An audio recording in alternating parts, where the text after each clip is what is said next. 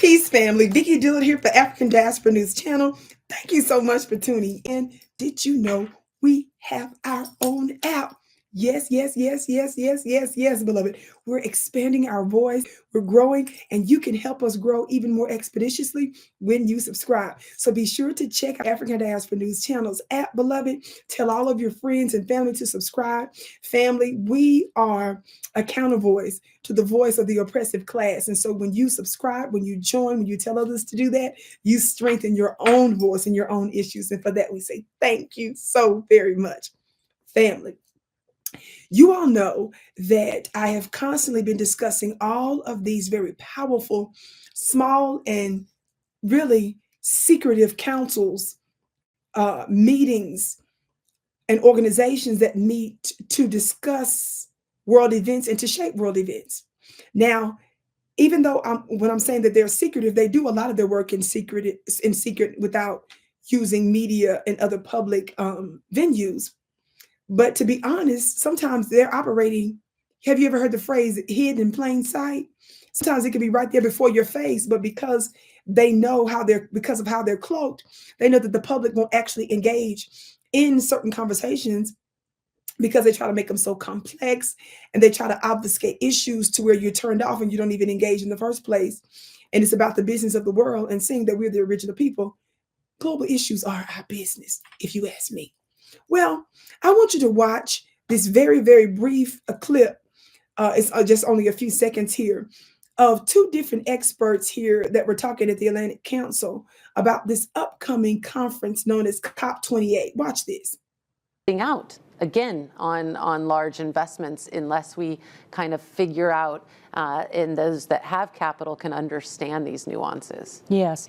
Is it really a solution if the people most deeply impacted are not in the room when you make it? I mean, it's that foundational, I think. And I think I'm very encouraged. And Two, I think going back to the point of being at the table, I think we see AFDB at global fora. I think it would be great to see more of the other DFIs equally really representing the constituencies that that they're in. And going back to the issue of nuance. Wow. Did you hear that? For those of you that don't know, COP28 is an acronym that is basically dealing with the United Nations Climate Change Conference. COP stands for the Conference of Parties. And this year it's referred to as COP28 because it'll be the 28th United Nations Climate Change Conference. So in preparation for this conference, they're having these discussions. And specifically, this conversation was about Africa. I told y'all, they love to talk about and chit chat about the progress and the goings on of the continent. Well, did you hear these two different experts lament the fact that the problem with these summits and these conferences and these councils is that they're making decisions about a people, in this case, of course, Africans, without even having the Africans at the table. So this is a paternalistic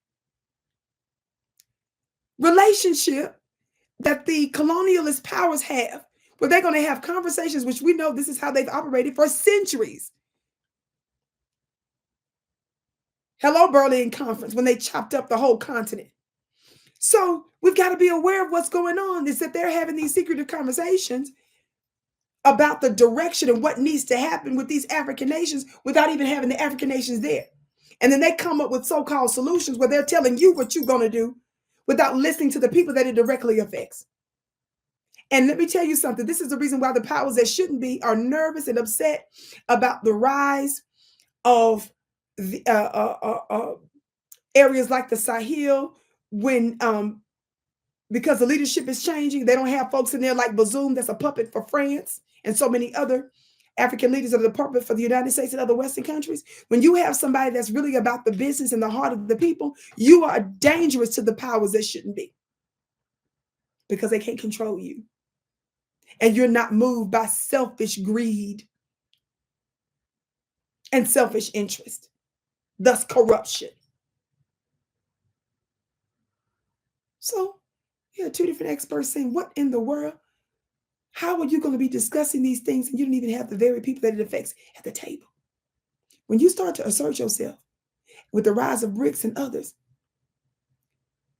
to where you start even just talking about speaking for yourself and making decisions for yourself.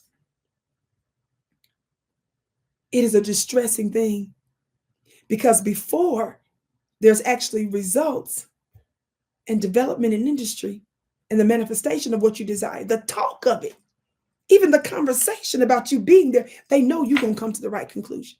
They know that if you start to think like you ought, to speak like you ought, it's inevitable that you will do as you ought. So I'm so glad that these two individuals called out this Atlantic Council panel, members of whom will be attending this upcoming COP28 in Dubai during the timing of this broadcast, as I'm making this broadcast.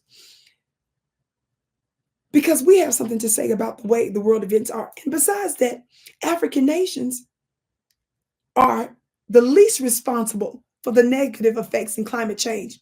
But yet the Western countries are putting a disproportionate amount of responsibility. So they tear up the world, they pollute the world, and then they want those that don't to come up with the solutions and pay the price. No, baby. We're the original people. We are brilliant, we are intelligent, and we have solutions. And we're going to be at the table. I keep saying there's a changing of the guard and there's a changing of the gods and goddesses. In other words, if the changing of the guard has to do with, there's a changing of natural government, and then there's a change, and there's a spiritual change that's shifting. And we can see it at work in the world, and we're just getting started. Beloved, not only share this broadcast from African Diaspora News Channel, be sure to check out my website at VickiPlanet.com to find out all of the yummy things that I'm up to. That's VICKIPlanet.com. This is Vicki Dillard. I can't wait to see you again.